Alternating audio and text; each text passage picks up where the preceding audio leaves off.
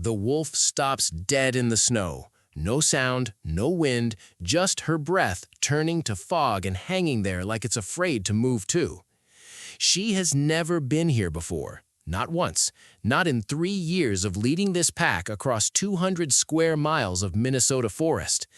But something about this exact patch of snow makes every hair on her spine stand up, and she has not taken a single step closer in almost a full minute. There is nothing here, no other wolf, no fresh kill, no rival pack waiting in ambush. Just trees, just snow, just silence. And yet, she turns around, she gathers her pack, she leaves. 20 minutes later, 40 yards to the left of where she stood, another wolf from a different pack walks through that exact same stretch of forest like it's a Sunday stroll. Same trees, same snow, same silence. Completely different reaction. Yep, that's me. You're probably wondering how I ended up here. Oh, hey there. I used to be a field researcher, the kind who spent way too many winters lying in frozen ditches trying to understand why wild canines behave like they're following a rulebook nobody ever wrote down. I did not die dramatically. No wolf ripped out my throat. I wish I had a better story, honestly, something with a little more cinematic flair. What actually happened is I slipped on ice while trying to get a better camera angle and hit my head on a rock shaped suspiciously like a wolf skull, which either means the universe has a sense of humor or I just have terrible luck. Possibly both. But here's the upside of being dead. I get unlimited time now. No grant deadlines, no funding committees asking why I need another 6 months in a ditch, just me, eternity, and a front row seat to watching animals do things that would take human scientists literal decades to fully document. And one of the things I have watched thousands of times now, across every species you can imagine, is this exact moment. The moment where an animal stops at a line that isn't there, a border with no fence, a boundary with no guard, and somehow they know. So let's talk about why animals respect land they have never physically stepped on, using nothing but chemistry, sound, memory, and a shocking amount of social intelligence that humans love to pretend only we have. Here's the first thing you need to unlearn. Territory is not a place. Territory is information. Humans think of borders as lines on a map, something drawn by treaty or fence post. But out here, a border is a message left behind by someone who is very possibly nowhere near you right now. It's less like a property deed and more like a post-it note stuck to the universe that says, "Someone already lives here, please read before proceeding." And animals are shockingly good at reading post-it notes. Wolves use scent marking, specifically urine and glandular secretions deposited at the edges of their range, sometimes as often as every 300 meters along frequently traveled paths. That's not random, that's active infrastructure maintenance. Imagine repainting your fence every few hundred feet forever, just so strangers know exactly where your yard ends. Exhausting? Extremely, but also completely necessary, because the alternative is constant physical fighting, and fighting is expensive. Which brings us to something even stranger. Fast fact 1. A single wolf scent mark can remain chemically detectable for up to 3 weeks, even through snow, even through rain, depending on temperature and humidity. That means a wolf that died, moved on, or simply hasn't walked that path in 20 days can still be actively defending territory from beyond the grave, which, honestly, relatable. Here's something wildlife documentaries almost never explain properly. Animals do not avoid conflict because they're being polite. They avoid conflict because conflict is catastrophically expensive. Every fight risks injury. Every injury risks infection, reduced hunting ability, and death. Even a winning fight can leave an animal with wounds that get infected weeks later, which means the actual cost of violence isn't measured in the fight itself, it's measured in everything that happens after. So, evolution did what evolution always does when something is expensive. It found a cheaper alternative. Biologists call this the bourgeois strategy, a term borrowed from game theory, and it's beautifully simple. The animal that already occupies or has claim to a territory almost always wins disputes, not because it's stronger, but because it's more motivated to keep what it has than the intruder is to take it. Researchers have modeled this using something close to a hawk-dove game, where individuals settle disputes based on asymmetries like prior residence rather than pure physical dominance. Think of it like a chess match where one player has already built an unbeatable position and the other player is just probing to see if there's an opening. Most of the time, there isn't, and the smart move is to walk away before wasting resources on a fight you're statistically unlikely to win. This is why my wolf stopped in that empty patch of snow. Nothing about her decision was about the trees or the silence. It was about math. Somewhere, chemically encoded in that scent, it said defended, occupied, contested, expensive, and her brain, running calculations she didn't even consciously register, decided the potential cost outweighed the potential reward. Meanwhile, the second wolf, from a pack that had recently lost territory in a conflict, had far less to lose. Different risk calculation, different outcome. Same empty patch of snow. Myth 1. True or false? Myth. Animals respect territory purely out of instinctive fear, like a hardwired reflex with no actual decision-making involved. Verdict: false, and this one bugs me. Field studies on territorial disputes, particularly in canines and primates, show animals weighing multiple variables in real time, including the freshness of a scent mark, the size of the group defending it, recent conflict history, and even the time of year. That's not a reflex, that's risk assessment. It's less instinct flinch and more internal spreadsheet nobody taught them how to make. Here's where things get genuinely wild, and I mean that in the most literal way possible. Birds do something researchers call the deer enemy effect. When a songbird hears the call of a neighboring territory holder, a bird it has essentially coexisted beside for an entire breeding season without ever directly fighting, it reacts with far less aggression than when it hears the call of a complete stranger, which means birds are functionally keeping a mental registry of known, low-threat neighbor versus unknown, high-threat stranger, based purely on vocal memory. They are, in a very real sense, recognizing voices the way you recognize a coworker's ringtone. And get this, studies using playback experiments, where researchers broadcast recorded calls near territory boundaries, have shown that birds respond far more aggressively to unfamiliar calls than familiar neighboring ones, even when both calls originate from the exact same distance and direction. The bird isn't just detecting a threat, it's identifying who specifically is making noise and adjusting its emotional response accordingly. Which brings us to something even stranger. You're a paper wasp, and I want you to sit with that for a second, because your entire visual world revolves around faces. You return to your nest after a short flight, and another wasp is standing near the entrance. You don't attack immediately. You look. You're actually processing facial pattern recognition, something researchers confirmed using European paper wasps, which can distinguish between individual members of their colony based on unique markings on their faces, essentially wasp mugshots. If the face matches a known nestmate, you relax. If it's unfamiliar, tension spikes immediately. Yes, wasps recognize faces individually. The same insects humans spend entire summers swatting away from picnic tables are quietly running a facial ID system more sophisticated than half the security systems in low-budget heist movies. Fast fact 2. Paper wasps with experimentally altered facial markings, given slightly different patterns by researchers, received significantly more aggression from nestmates than wasps with unaltered familiar faces, even though nothing else about them had changed. Their entire body was the same. Their pheromones were the same. Just the face was different, and that alone triggered suspicion, which honestly is a wildly relatable human experience too. Let's talk about ants, because ants might be running the most elegant territorial system on the entire planet, and nobody gives them enough credit for it. Ant colonies identify members using cuticular hydrocarbons, waxy chemical compounds coating their exoskeletons that function almost like a group-specific barcode. Every colony has a slightly different chemical signature, shaped by genetics, diet, and environment. When an ant from a different colony wanders in, it doesn't matter how similar it looks. If the chemical signature doesn't match, it gets identified as an intruder almost instantly, often within seconds of contact.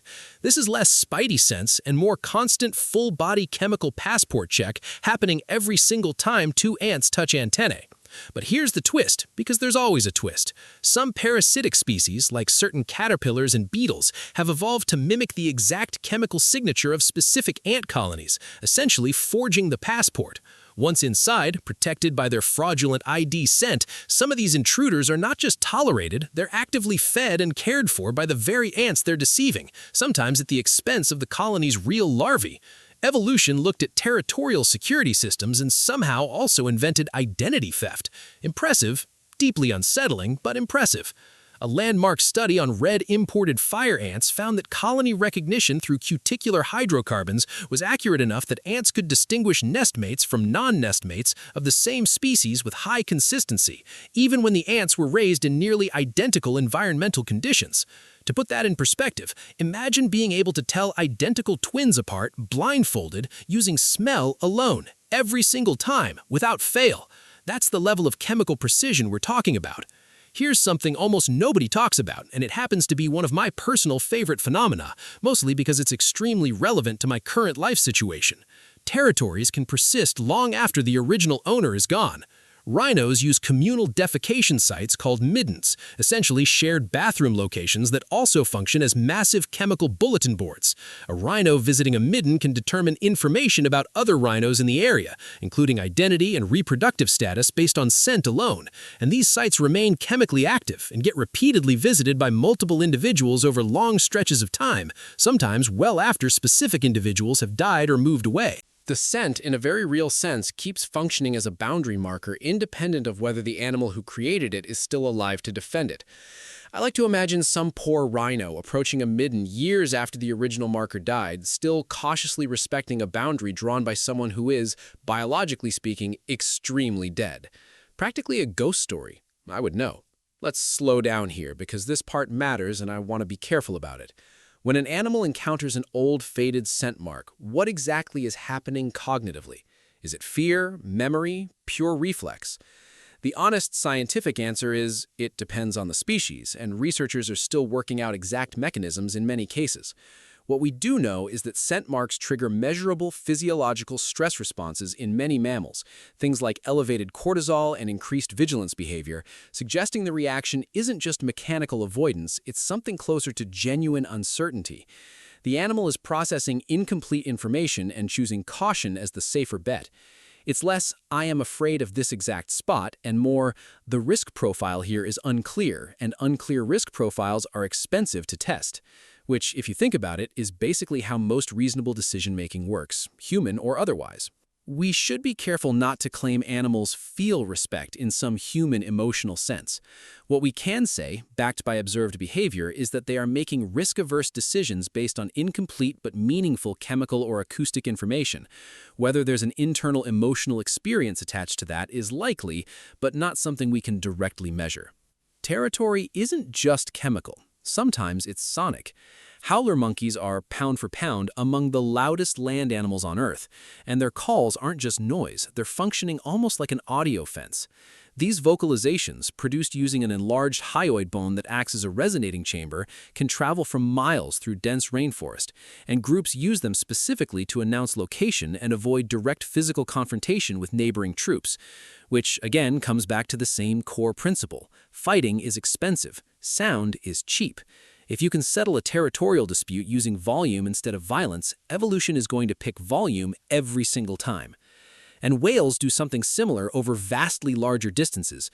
Certain whale populations use low-frequency calls that can travel across entire ocean basins. And while the full social function of long-range calls is still being studied, researchers hypothesize they may play a role in spacing and avoiding unnecessary encounters across enormous underwater distances, where visual contact is essentially impossible. Speaking of terrible decisions, let's talk about humans for a second, because we deserve some mockery here too. Fast Fact 3.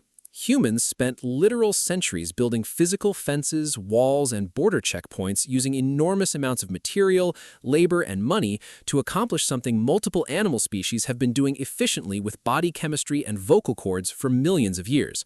We invented barbed wire. Ants invented a molecular ID system. I'll let you decide who's winning that one. Here's a concept that genuinely blew my mind the first 100 or so times I watched it, and yes, I'm counting. It's called the beau geste effect, named after a novel involving soldiers propping up dead comrades to make their garrison look larger than it actually was. In nature, some territorial bird species vary their song types and patterns specifically to make a single territory sound like it's occupied by multiple different individuals, essentially bluffing their way into appearing like a much larger, more defended population than actually exists. It's less master strategist and more tiny caffeinated accountant convincing the auditors that the empty office down the hall is definitely staffed. This matters because intruders assessing whether to challenge a territory are, again, running that same cost-benefit calculation we talked about earlier. If the acoustic signals suggest a densely defended area with multiple occupants, the perceived cost of intrusion goes up, even if the reality is one very committed bird with an excellent vocal range and zero backup. Now, here's where the rule breaks, because rules in nature always have exceptions and pretending otherwise would be scientifically dishonest, plus deeply boring. Territorial respect collapses almost immediately during resource scarcity. Droughts, famine years, and extreme habitat loss can override normal boundary behavior entirely. Desperate animals will cross into occupied, clearly marked, actively defended territory anyway, because starving to death slowly is a worse outcome than risking a fight you might lose. This has been observed in large carnivores during food-scarce seasons, where territorial boundaries that were rigidly maintained for years suddenly become porous, with intrusions increasing sharply. The math changes. When the cost of staying out exceeds the cost of fighting, the invisible fence stops working. Evolution built an elegant, efficient, low-violence system for territorial respect, and then desperation walks in and completely ignores the rulebook. Which, honestly, tracks. Rules are usually only as strong as everyone's willingness to keep following them. Here's something that even surprised me, and I've had a lot of time to not be surprised by things anymore. Prior residence doesn't just create a psychological edge. In several documented cases, it correlates with measurable performance advantages. Studies on territorial disputes in various species have found that resident animals often win contests against intruders, even when the intruder is physically larger or objectively stronger, purely due to the motivational asymmetry of defending something you already have versus trying to take something you don't. Think of it like a poker game where one player is protecting a pot they already won and the other is trying to bluff their way into taking it. The defending player has more informational confidence, more familiarity with the terrain, and frankly, less to gain from an extended fight going wrong. The house, in a very real sense, usually wins. This is also why relocated or newly introduced animals often struggle initially in unfamiliar territory, even objectively good territory. They lack the informational and psychological head start that comes from occupation. It's not that the land is worse, it's that they haven't built up the invisible infrastructure of scent, sound, and history that makes defending it easier. In a widely cited long-term study on red deer populations, males defending established territories during rutting season won a significant majority of confrontations against intruding males, even accounting for physical size differences between individuals. To put that in human terms, imagine a smaller opposing team consistently beating a bigger, faster team just because they're playing on their actual home field, in front of their actual home crowd, with actual home field officiating bias. Except here, there's no biased officiating, just biology doing what biology does. Here's a final, quietly beautiful piece of this entire puzzle, and it's the one I think about most, probably because I have unlimited time to think about things now and very little else to do with it. Territorial marking works even when the marker isn't present, even when hours or days have passed, even when the marking animal has moved on entirely to a completely different part of its range. The system doesn't require constant supervision. It requires trust in a chemical or acoustic signal that was left behind with intention. That's genuinely remarkable if you sit with it. An entire functioning social contract maintained without face-to-face enforcement, upheld purely because the signals are considered reliable enough to respect. It's basically a functioning legal system with no judges, no police, and no paperwork, just chemistry and consistent behavioral history doing all the enforcement work. Humans built entire governments to accomplish something a wolf accomplishes with a well-placed patch of urine every 300 meters. I'm not saying we should feel humbled by that. I'm saying we absolutely should. Myth 2. True or false? Myth. Territorial animals attack anything that crosses their border. No exceptions, no hesitation. Verdict, false. And this myth genuinely annoys me because it makes territorial animals sound like tripwire explosives instead of the extremely calculated creatures they actually are. Most territorial encounters follow an escalation sequence, meaning animals typically start with low-cost signals, a posture change, a warning call, a visible display, before ever committing to physical contact. Wolves, for example, frequently rely on howling and scent reinforcement to resolve boundary disputes with rival packs long before any physical encounter occurs. Escalation to violence is closer to a last resort than a default setting. The tripwire version of nature makes for better horror movie trailers. It's just not particularly accurate. You're a clownfish tucked safely inside the waving arms of your anemone, and I want you to understand something about your life that most aquarium enthusiasts never fully appreciate. Your entire territorial world is roughly the size of a beach umbrella, and you will defend it with a level of commitment usually reserved for war epics.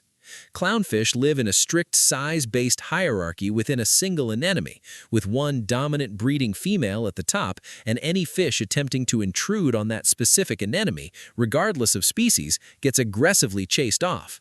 Here's the twist. You, the resident clownfish, are removed or die, the hierarchy doesn't collapse into chaos. Instead, the next largest fish in the group changes sex and takes over as the new dominant female, a process researchers have documented as sequential hermaphroditism. The territory doesn't just get replaced, the entire biological identity of its defender gets reassigned to keep the system running. Try explaining succession planning that efficient to a human corporate board and watch their faces. Fast fact 4. Male hummingbirds will aggressively defend flower patches containing enough nectar to meet their daily caloric needs, but researchers have found that once a patch stops producing sufficient nectar, defense behavior drops sharply, sometimes within the same day. The territory isn't sacred, it's a calorie budget with wings, and once the return on investment disappears, so does the willingness to fight for it. Tiny caffeinated accountant deploying yet again. Here's something wildlife shows almost never mention, mostly because it doesn't photograph well. Some species don't defend their own territory boundaries directly, they read someone else's. Certain prey species, several types of small mammals and ground-nesting birds among them, appear to use the territorial marks of predator species as a kind of danger map, avoiding heavily marked predator zones, not because they're claiming that land themselves, but because the marking tells them exactly where the biggest threat is currently concentrating its activity.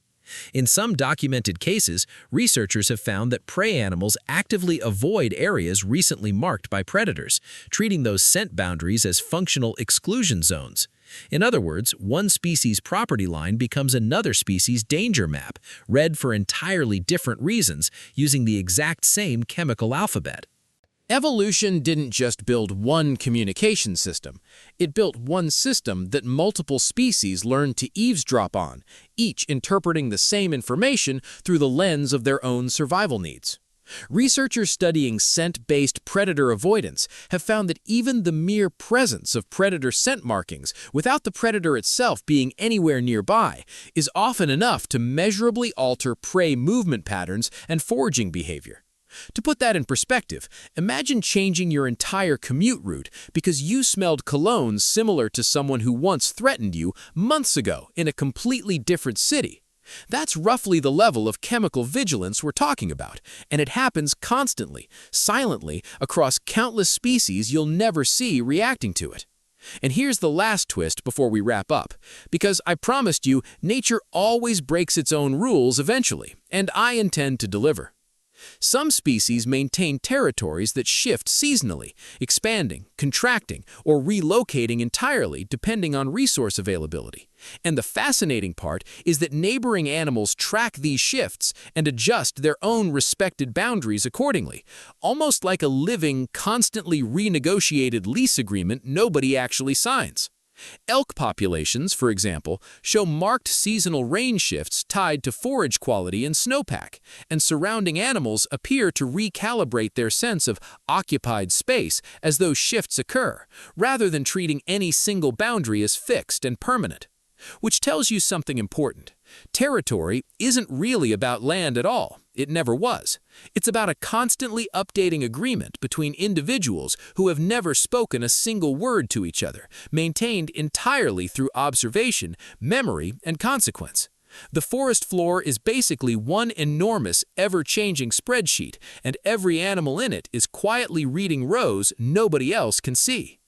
All right, time for the part where I stop being a smart aleck ghost for a second and give you something you can actually use, because eternity has taught me that knowledge without application is just really elaborate trivia. 1. If you're hiking in wildlife territory, understand that scent markers can remain active for weeks. An area that looks completely empty may still be chemically claimed, which is part of why sudden, unexplained animal encounters happen even in seemingly quiet areas. Respect posted boundaries and trail closures, because you genuinely cannot smell what's already been decided. 2. Territorial aggression spikes dramatically during resource-scarce seasons, mating seasons, and when young are present. If you're in an area with known wildlife activity, understanding seasonal behavior changes isn't optional information. It's the difference between an uneventful walk and a genuinely bad afternoon. 3. Prior residence matters more than raw size or strength in most animal conflicts. Practically speaking, this means an animal defending its home ground is often far more motivated and dangerous than its physical size alone would suggest. Never assume a smaller animal is a lesser threat on its own turf. 4. Sound is often a warning before scent or sight ever becomes relevant. Vocal territorial displays, whether it's a howl, a specific bird call pattern, or repeated warning noise, exist specifically to avoid physical confrontation. If an animal is being loud at you, it is very likely trying to end the interaction peacefully, not escalate it. Listen to that. 5. Most territorial systems in nature are fundamentally built around avoiding conflict, not creating it. The animals aren't hostile by default. They're running the exact same cost-benefit risk calculations you'd run in any tense negotiation, and mutual avoidance is almost always the preferred, cheaper outcome. Give animals the space and the exit routes to make that peaceful choice, and in the vast majority of encounters, they will absolutely take it. So the next time you're out in the woods and something makes you pause for reasons you can't quite explain, some subtle wrongness in a completely empty clearing, maybe don't ignore that feeling entirely. You might not be able to smell the chemical signature, you might not be able to hear the frequency, but somewhere something left a note, and whether or not you can consciously read it, some very old, very quiet part of your brain still might. I've got nothing but time out here, watching all of this play out again and again, forest after forest, century after century. Turns out being dead gives you a front-row seat to just how much of the natural world runs on invisible agreements nobody ever had to sign. Anyway, that's enough haunting for one day. I've got a rhino midden to go stare at judgmentally. If you want more videos like this, subscribe.